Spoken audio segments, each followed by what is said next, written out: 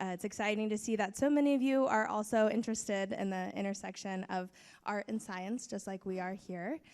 So if you haven't had the opportunity to check out the Dirty Laundry exhibition, I would definitely encourage you to go over there and peruse that gallery.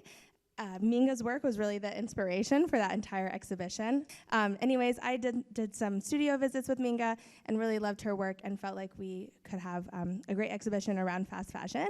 And one of the pieces that she wanted to include in the show were her woven textile pieces that use mushrooms, and thus this program was born out of that. But before we get started, I just wanted to do a special shout out to our exhibition sponsors. The California Arts Council was really integral in making that exhibition happen, for funding it. And then of course, Hotel Slow too has been a great partner for us. And then also thank you to the Mycology Club from Cal Poly for coming out tonight and for bringing samples. And then also to Alex Hersigs for bringing out samples of his research. If you haven't had the time yet to go look at their tables and look at their samples, I would definitely encourage you to do that after the program. So without further ado, I'll hand things over to Minga and Danielle to discuss. Yeah, hi everybody. I don't know, I feel like jumping around a little bit, so I'm gonna stand up. I'm Danielle Stevenson. I'm an applied mycologist and environmental scientist. Been working with fungi for over 10 years in many different ways, a few of which I will share with you today. We are calling this kind of like open-ended possibilities of working with fungi. Usually I would finish that by saying, possibilities of working with fungi for environmental problem solving. And there's just so many intersections between environmental problem solving and all other types of work. So I'll just start by introducing myself. There we go. So yeah, I run DIY Fungi, and through that have done a bunch of work around educating people about fungi and growing mushroom cultures and working especially around applications for fungi in mycoremediation, so essentially healing the land, cleaning up pollution, and waste management. Those are my big passions. I love doing this work in community, so really community science. I love collaborations between different disciplines and fields. And I'll share a little bit about some of my research and projects over the year, but just want to sort of start off like, why are we here? I mean, we're facing we're in the Anthropocene. We're in this time of so many problems, so many big problems, and this major need to adapt. And fungi are these amazing allies and also models for us, I think, of how to do that. So there's this quote I really like from Understories, A Common Ground for Art and Science, where they say, the organisms becoming emblematic of the Anthropocene are fungi. They're emblems of resourcefulness and regeneration. They know how to play with others to form holobionts and can live at the extremes and in depleted environments. As the extreme becomes the new normal, we behold fungi. So in case you did, I think probably y'all know, but I really like this funny meme, which is just about everything, fungi being overlooked constantly, even though they're like the foundation of life on Earth and essential parts of so many ecosystems and life cycles. So, they help plants grow, like almost all plants. We wouldn't have soil without fungi, and just so many other roles that they play. But yeah, just to start with some like fungal ecology to sort of, so that we're all able to like be on the same page as we delve into these different ways of working with fungi. I think many of you know this, but just to clarify, a mushroom is just like the fruiting part of this living organism that's called mycelium. So the actual living web of a fungus is something we usually don't see. Lives underground inside of trees, and you can see it pictured here. But that's really important when we start to work with fungi. So most of what you saw in Minga's work over here is mycelium, and then sometimes little mushrooms. This is, yeah, I think many people, whenever they ask me questions about how to work with fungi, I say, look to nature. How do these fungi grow and thrive in their natural environments? So the way that I like to understand how to work with fungi is by thinking of their ecological role. So for any type of waste, like dealing with waste, breaking down pollution, typically we're wanting to work with decomposer fungi, AKA like soil makers. In nature, they break down dead stuff like trees, and they can do the same thing with diesel and plastic and all sorts of other problematic contaminants and wastes. Yeah, other fungi that we might want to work with for waste or soil creation or whatever are also the mycorrhizal fungi. These are the plant friends that connect plants in a forest and help plants grow. But we also have parasitic fungi and endophytes. We like to think that they're bad. Nobody really likes parasites, but actually the first plastic eating fungus that was ever discovered was an endophyte. So it was growing inside of a plant in the Amazon, and Yale students found out that it could break down plastic without any oxygen, which is really cool. Yeah, and the other thing, I know, again, this is like, it's a lot, but fungi are everywhere. They're inside of like melted down nuclear reactors. They're in the deep sea. They're growing on plastic in the ocean. They're growing in the like oil sands of Canada. They're growing on electronic waste. And I really like to mention this because it leads into this model for working with fungi to break down waste or clean up pollution that I like to propose, which is to see who's already there, see who's showing up to break something down. So if you go out, if you have a contaminant of concern or a waste of concern, there might already be the fungi that wants to eat it growing on it. So it's very cool. It's very promising. So yeah, the major focus of my work and research is on these two potentials of working with fungi. One, to reduce the toxicity of and accelerate the decomposition of polluting wastes. I like to call that one person's trash is a fungus's treasure. And another way I love to work with fungi is to remediate, which just means clean up or restore contaminated sites. And yeah, the way that I like to do that, the way I propose to do that, is usually to support existing fungi and other organisms. You can also introduce known remediators. So yeah, the first piece I've worked on pretty much every waste that I've encountered. When people get excited about this kind of stuff, we tend to like feel like we need to go somewhere really far away. But I like to encourage people to just look around your house, look around your neighborhood. For sure, there's a ton of waste that fungi would possibly eat. So I've worked on everything from breaking down bicycle lubricants, which do contain Teflon, I don't know if you've been hearing about forever chemicals, PFAS. They're not supposed to be able to be broken down by anything. Fungi can break them down. The other part of this bicycle lubricants project is that the lubricants are on textile waste. So a lot of shops use rags made out of like textiles. So there's really cool stuff that I've seen where the fungus actually uses the clothes, the like cut up t-shirt as a food source. And and then there's also the dyes that are in a lot of these textiles that can be pretty toxic, and the fungus will break those down as well.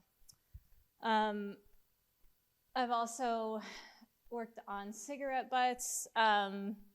Another really common source of like plastic in the environment, and also metals and all sorts of other contaminants. I did these digesters I called the French breakfast. Digester is like spent coffee grounds and cigarette butts. Oil leaks. I had an old car. I still have that car. It's outside. I have an old car that's had an oil leak, and I would put cardboard under it to catch the oil and then feed it to these myco-digesters. And so the list goes on. As I said, just have been playing with this for like 12 years, trying just about every kind of waste. I even took a job doing a waste audit at a landfill. Like, I would just be like, which of these wastes are the most problematic? And then try to find a way to break them down. And so just to really like contextualize too, when I say breakdown, I mean there was this material, like this clothing or whatever, and then at the end there's soil, and the soil is healthy, and there aren't contaminants anymore in the soil. So it's just speeding up these processes of decomposition to create soil. Another option is to create objects. So that's another thing I've played with a bit too, is using these wastes as a substrate, food source for these fungi, and kind of breaking down the contaminants of concern and locking up other ones within the materials. I've also worked on mycoremediation, so working with fungi to clean up contaminated lands. I've been trying to increase the scale at which this is happening. A lot of studies into mycoremediation have been done in like petri dishes in really controlled conditions in a lab. And so I've been honored to have the chance to explore this on real contaminated sites all over. And so just to, again, just sort of define terms, mycoremediation is working with fungi to degrade or lock up contaminants. Phytoremediation refers to working with plants to do that. But plants don't really degrade stuff. They can help clean soil of metals like lead. One of the first projects, this other nerdy thing I like to do,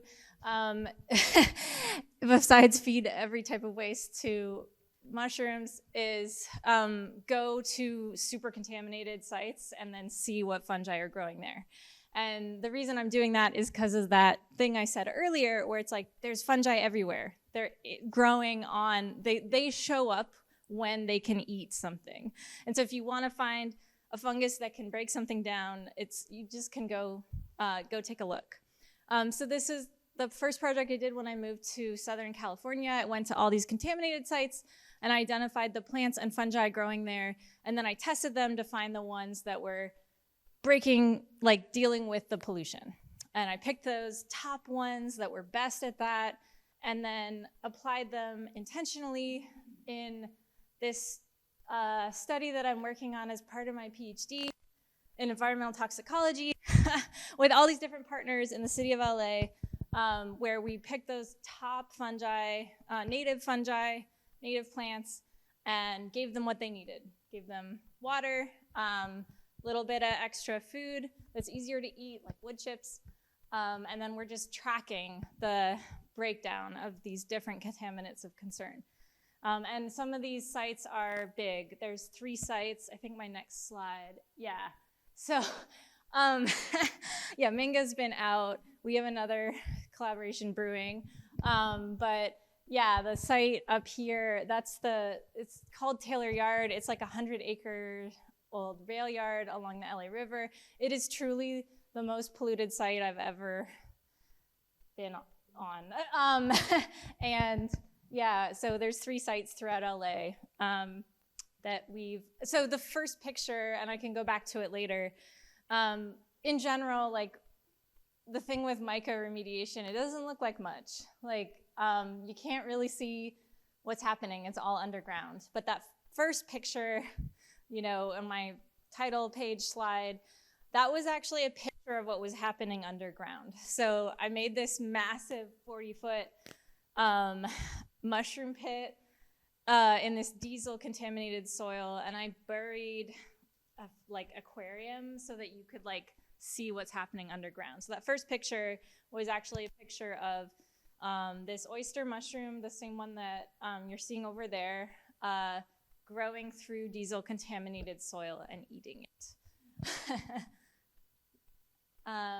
Yeah, and I've done this kind of stuff all over. I'm from Canada and have similar projects there as well, focused on like bioremediation, working with life, fungi, plants to clean up community gardens, land back sites, other sites, yeah, that are contaminated on these different scales, including like backyard gardens and things like that.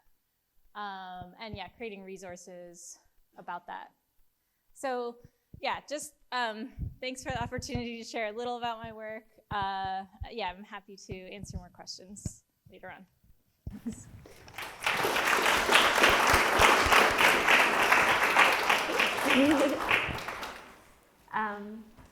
Can you guys hear me? Yeah. Thank you, Danielle, so much. Yeah, you guys can, like, it's like a little piece of the iceberg of like what Danielle does for the world. And yeah, I'm excited to show you guys. So I guess I'm gonna get up too. So I'm Minga. I'm a textile artist mostly. I started doing textile work for like 10 years. And I started working with textile waste this past 5 years. So as Danielle, I'm a nerd about waste management. And this was like one of the first times that I went to a dump. This was in Deer Isle, Maine. I was doing a residency over there, and I was really interested in like what was happening in the island with waste management. And because it's a lobster town, there was piles and piles of rope. And that's my friends picking up rope. And so for me, it was just really interesting to see like this island, like is known for lobsters and this like massive amount of waste that the lobster industry does. And also because I'm a textile artist, I was really excited to collect all this waste and make work out of it. So that was like my first introduction to management. And then I started dedicating my whole research in grad school to textile waste. I'm from Chile. And I became really interested on it because in Chile is one of the countries that receives the textile waste from Europe and the US. And so for me, it was really interesting to see all of these sites of textile waste in the desert, which it has one of the biggest textile history in the world. And now we just have with this like textile waste in the same sites. So just to give you guys some numbers and also the numbers of the show that we put together. 15% of the clothing donated actually resolds in the US, and the average American throws away 70 pounds of clothing every year. And a lot of it is mismanaged. 60% of the clothing worldwide produces synthetic fibers. So that's what was really interesting to me as a textile artist. I started working with textile waste, and before that I was using all raw textiles, and I was doing installations that will disintegrate with the time. And so then I was like, well, this won't disintegrate. It will just stay here forever. And so I just wanted to mention the OR Foundation really quick because I did a lot of research in Chile, but Africa is one of the other places that textile waste goes into. And the OR Foundation is a great research, and they're doing great work of upcycling the clothing in Africa and giving people work for it. And then also exposure of this problem in Africa. And this is a beach in Africa full of textile waste. So my research started by going to a thrift shop in Ventura. I live in Ventura, California, not that far. And they pull out 10 bales a week of 1,000 pounds of clothing. And so I took a bale from their store and took it. It was just fun to put that picture because it was crazy in my back of my truck. And had it in front of Calars where I did my grad program for a week. And it rained that week, and it was really interesting to see what people were looking. It was just right in front of the school. Here's from the United States Environmental Protection Agency. This is the last research that they've done about textile waste and how much goes into the landfill. And you can see the gray areas, how much is going to the landfill from the 60s to 2015. And so I started I realized everyone's a very mycology nerd here, so I did a lot of like my art. So I'm gonna like fast track to the mushrooms, but I did a lot of work with the textile waste that I collected from the 1,000 pounds of clothing, that bale of clothing. And so that's my grandma wearing this poncho that I made of all the tags. And that's how I displayed it. And here's other sculptures that I did. I'm just gonna fast track to the mushrooms, you guys, sorry. But yeah, basically I was working a lot with textile waste and showing the problem. And so I started studying about the plastical merits, sorry, foreign. So in Hawaii, we have so many new fossils going on, and because we have such a volcanic activity, and so there's new fossils that have microplastic in between them. And so I became really interested into this concept with my clothing, and started kind of thinking of a new archaeology and creating new works with clothing that kind of allude to this new archaeology that we're gonna have in the future. And so here's some pieces of it. Just fast tracking to it. And here I started working with architecture, and I started thinking about architecture and how buildings are supported. And so I was thinking about like textile waste and like consumerism and how that supports like capitalism in mostly the US, but then we have this kind of waste. So I made these massive columns. And then I started thinking also about textile as like, because I've been a textile artist and I know how to like, I have a loom and I started weaving. I started thinking about like kind of reusing the garments to make a new piece of it. And then I used these same weavings to make the pieces that you guys saw over there. So I started introducing, because I started thinking, oh, this is like a very formal art piece, and I want to move away from that. And so I started thinking about introducing mushrooms to my weavings, so you guys saw that. So here's some pictures of them. And then these pieces is how it all started and became mushrooms. I started in Chile, they bury most of the clothing that you get in the desert, so because they're illegal landfills, so they try to hide it. And for me, it was really interesting to see, like, I wish I can have a machine and kind of dig out this piece of clothing of this landfill.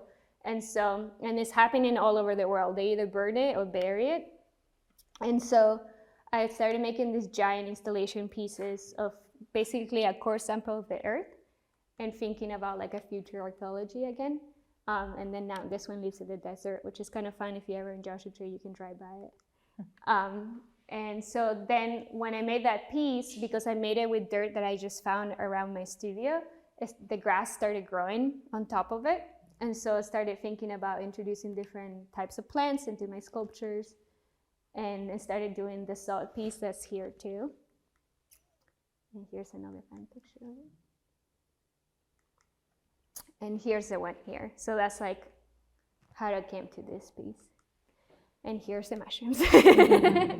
So part of my practice was like, okay, I'm showing the problem. I'm showing everyone, okay, this is happening. We need to do something about it. But as an artist and as like my practice overall was like, I want to find a solution to this. So I at least try to find some kind of light of hope to this.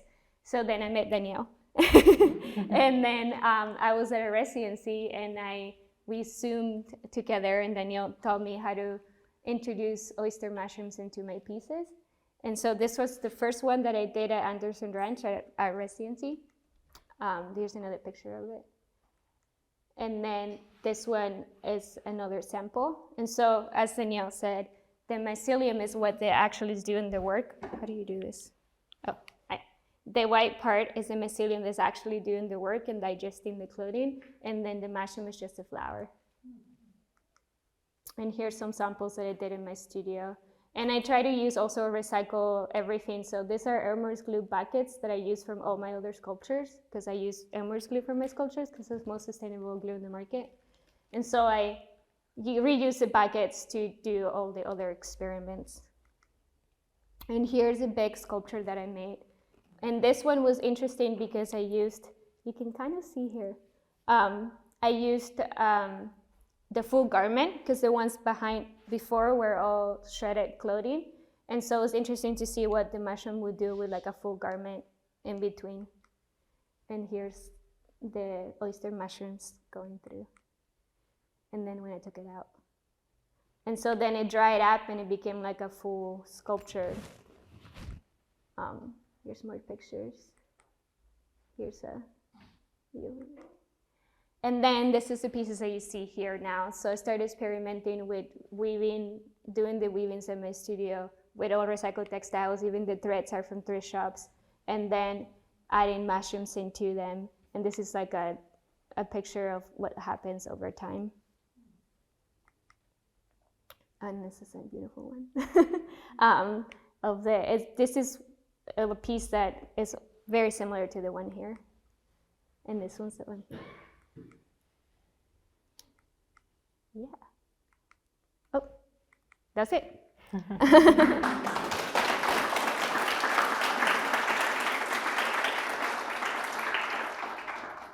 So we can open it to questions. What does the timeline look for something like this? What is The timeline? Yeah. So for the ones that we have right here, I started it like 3 weeks before dropping it off, and it's been 2 weeks, so 6 weeks to that stage that it is right now. But it just really depends on the environment, as Danielle knows. Like right now it's really cold in my studio because I don't have insulation or AC or heating. So they're taking longer right now, but it just depends of what the environment. Yeah. Yeah. Have you taken any of your pieces apart to see just how much the fabric is actually broken down? Yeah, so for the big one that you guys saw, the garment was eating in certain parts, and then I reintroduced it. So I took it apart and I reintroduced mycelium into it. And so it because it's a bigger piece, imagine it's like a shirt. It takes like 4 or 5 times. But when me and Danielle did the one together, I did shredded clothing, and that works really well. Yeah. Danielle, would you eat those mushrooms grown in the textile? I wouldn't, because you can grow mushrooms so easily on other waste that doesn't maybe have toxic stuff in it. But I will say that I've been testing all the mushrooms because that question isn't well documented, I guess. The problem is metals. So like bacterial contaminants. I actually would eat, I have eaten mushrooms that were grown like around like a septic tank or like a composting toilet and stuff like that. But it's because I know that those fungi to survive would deal with the bacteria that might be human pathogens. But if there's any possibility that there could be metals like lead or arsenic or chromium or something, which, I mean, there's metals in like a lot of stuff, then I would not eat it because mushrooms tend to hyperaccumulate, like pull up and concentrate metals. Yeah, so usually with mushrooms that form from like a remediation type project or a waste project, I would just keep them in the system. Yeah. Yeah, keep them in the system. Or if it is metals that you're trying to deal with, harvest them, concentrate them in a contained way. Yeah. I usually just put it back to my compost and recompost it. Yeah. What do you do with the compost? Because I just moved, but what I did, I just like put it in the flower garden, no edible garden. So they would just be back in nature, but no edible nature. Also, Danielle, do you, off the top of your head, have an idea of how to deal with asphalt? Yeah. Do you have some asphalt that you want to deal with? Yeah. Yeah. Do y'all know shaggy mane mushroom? Some of you might have seen it. Yeah. Some of the mushroom group, my ecology club people might know it, but I've seen it. Like when I was a child, I loved going on these. I've always liked going to contaminated sites, as I said. But I remember like you hear that shaggy mane can grow in asphalt and break it down, but I like literally saw like this ring of shaggy mane around an oil refinery. It was so cool. But yeah, so shaggy mane. So in general, for asphalt, I would work with some of the decomposer fungi. And usually what I suggest is like, I mean, water is good. Water will help. A little bit of food that's easier to eat. So like wood chips or something, or whatever that fungus would prefer to eat over asphalt. Yeah, usually you want to do like 25% supplementation with something that's easier to eat. You want there to be nitrogen because this is real, but like the way that this all happens, in case you were wondering about this magic, it's through enzymes. The same as like way we digest stuff inside of our bodies. It's enzymes, and enzymes we need that nitrogen. So like, but shaggy mane, probably different, like Pleurotus pulmonaris. Maybe, I don't know. You got to think of like, you got to think of like, does this fungus grow in this environment? I just mentioned that because people will put oyster mushrooms in the ocean, and it's like, they don't grow in the ocean, they grow in the forest. They're not gonna live, and if they're not alive, then they're not doing that magic, right? But then, that all being said, start with a decomposer fungus. Usually they can start to break stuff down, and then once it's a little smaller, then just through the air and through the soil, all the other fungi will start to come in. And it's a lot of stuff that we don't like, but they're really good remediators, like mold, like black mold, and all these like fungal pathogens are really good remediators, and they tend to be around anyways, and they'll come in as soon as,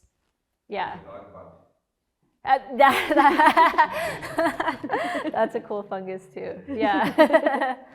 Oh, he has a question. For the large bioremediation zones, how do you distribute the mycelium or mushrooms into the soil? Yeah, there's a bunch of different ways that we're exploring. One of them is that you can just apply the enzymes. So then, so then you're like, and you can do that a whole bunch of different ways, but the way that I've been playing with lately is in these algae beads, like actual algae. You know about it, or you're, okay.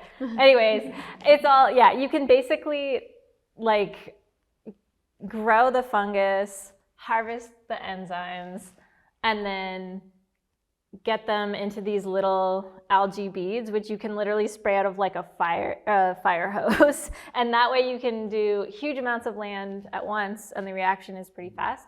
But another thing I've been working with is like spent blocks from commercial mushroom farms. So in LA, we have small hold mushrooms. They're literally producing tons of oyster spent blocks as waste that they have to pay to get rid of right now. And so I've been collecting their blocks and working with that as a free, it's like solving multiple problems at once, right? It's a waste, and then it's free, and it's going into the soil locally to break down the diesel and stuff like that.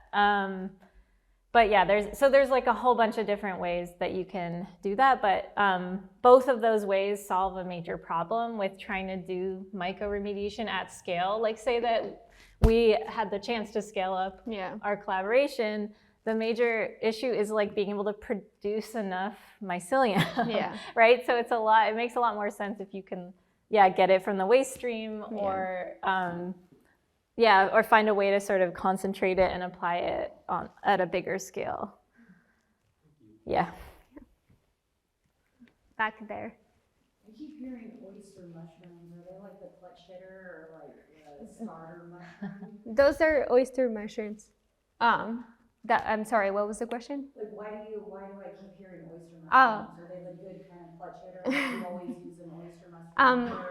I found out that they're the ones that are actually digesting the clothing, but I haven't done that much research on it. What is your take on it? They're just not picky eaters. Yeah. So they will eat, like literally I have accidentally myceliated my passport and my friend's passport and like clothing and shoes. Like they will eat anything that was manufactured or derived from something that was once alive, basically. They're very and they're resilient. very aggressive. Yeah, or very resilient too. So they can fight off competitors to like get the food that they want to eat. Because the textile waste is not sanitized. Like I don't do any sanitizing process before I introduce a mycelium.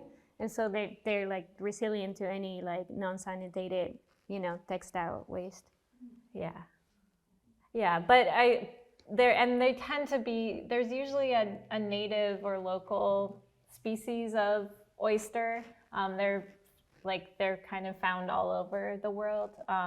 But that being said, it's probably just because it's like the easiest to work with. And I think as we keep exploring this stuff, hopefully we'll, explore different fungi too. Yeah. Oh, there's another one over there. When you're doing remediation projects, how are you able to evaluate how successful the degradation is? Yeah, that's a great question. Just through testing. The thing that sucks is that testing is expensive and it's really not accessible to like a scientist, I guess. But it's also just really expensive and you have to test before so you know what you started with and then throughout and after.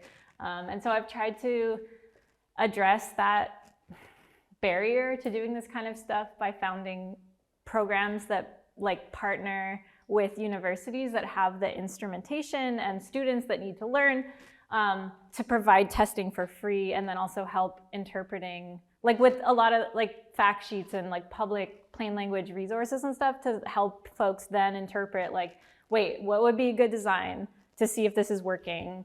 What would be a good sampling plan? How do you sample? And then what do these results mean, right? Because you just get back a bunch of numbers. That's a really good question, but basically analysis.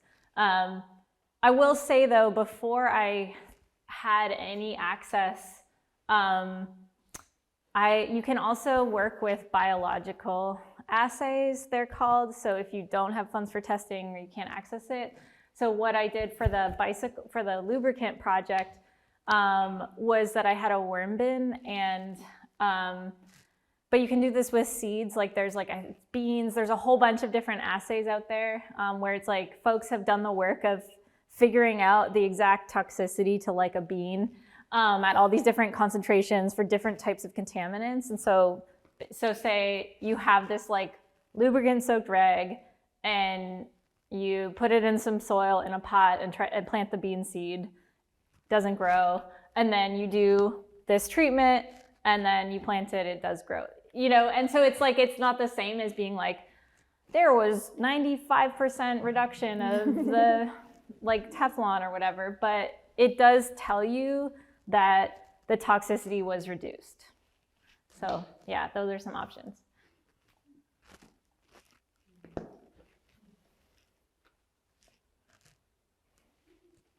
Oh, behind you and then Courtney. So you guys talked about the edibility of oyster mushrooms after they've broken something down. Is there any common waste you can think of that would produce a truly edible mushroom? Oh, that's a question. Oh yeah. Really accessible? Oh yeah. Spent coffee grounds. Oh. Cardboard. Oh, it's so straight. Egg cartons, newspaper, just not glossy. Toilet paper. Any kind of paper waste. Yeah. But spent coffee grounds are easy because we all live near coffee shops, and it's just a waste that you go get for free. Yeah, my DIY fungi, there's a bunch of free just handouts on stuff like that if you want to try that out. Yeah. Oh, you had a question. Well, thinking about mushrooms in an art context, this seems like a process that you've really developed on your own and figured out the challenge. Well, I had help. Are there any other artists that you're aware of who are using mushrooms in their practice? Sam Shoemaker he's a really well-recognized artist in LA. He's doing a lot of work. You're a personal friend with him. We've been trying to meet, but the world hasn't brought us together.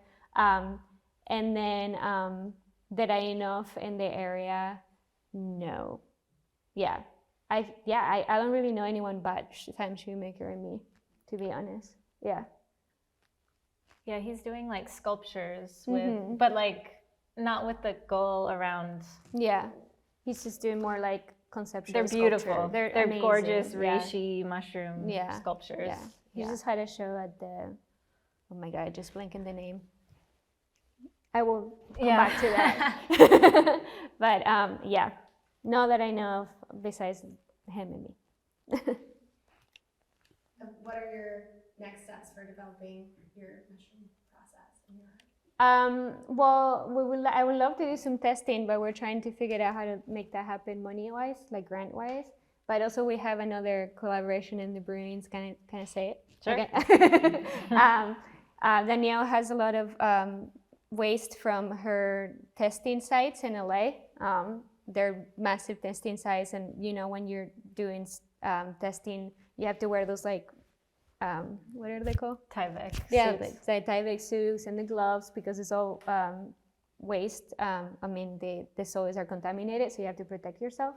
And so I'm gonna go grab all her waste and weave it, and then we're gonna introduce mycelium into it. And so then like all the waste that Danielle made in her project, we're gonna make it into an art piece and then make it into soil again. So that's the next project that we want to do. So I'm gonna go pick up waste Saturday. Yeah, I like bagged up all the garbage from this huge, because science creates a lot of waste, and even mushroom cultivation, like a lot, and art creates so much toxic waste, even when you're trying to clean up toxicity. So I collected all of it, and then I was like, who can I ask to like weave all of this garbage into a beautiful structure? So we're gonna start with small prototypes, but the idea is to make massive sculptures of all the waste. Yeah. And then have it right near the sites, digesting with the mushrooms. So it'd be like a whole cycle. Yeah.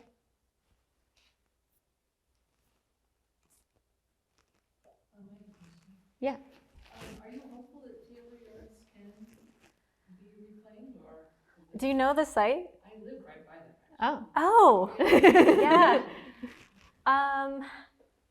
Yeah. Yeah, definitely. I've seen really amazing results so far, like really amazing. It's just, and like I'm working with the city of LA and the EPA who regulate the site. So when I tried to propose this idea initially, they were like, what is mycorrhizal, like what, you know?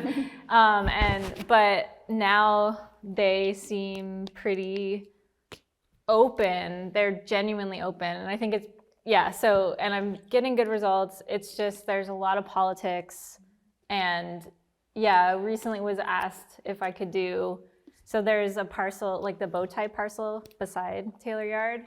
And I was asked if I could like scale up to 17 acres from one. Right now I'm doing 1 acre remediation. And I was like, yes, definitely, but we need some funding for it, you know? It's like these methods, I will say, are like so much cheaper, like 1/10 of the cost of conventional remediation, which is just like literally move the contaminated soil, like literally excavate all of it, ship it to Nevada or Arizona, pay millions of dollars for it to be disposed, spread toxic dust in the process, and then dig up clean soil and fill it in. And there's 2 million contaminated sites. And even with waste, right? It's the same process. We put it out of sight, out of mind, and it's really expensive and it's not sustainable and it doesn't work. So I feel like there's a lot of promise.